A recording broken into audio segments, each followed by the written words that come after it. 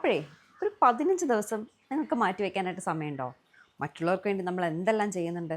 ഒരു 15 ദിവസം നമ്മുടെ ഹെൽത്തിനായിട്ട് ഒന്ന് മാറ്റി വെച്ചാലോ? എങ്കിൽ നമ്മുടെ FTS ഫിറ്റ് ലൈഫിനോട് ചേർന്ന് ഇന്ന് തന്നെ തുടങ്ങാം നമ്മുടെ ഹെൽത്തി ജേണി.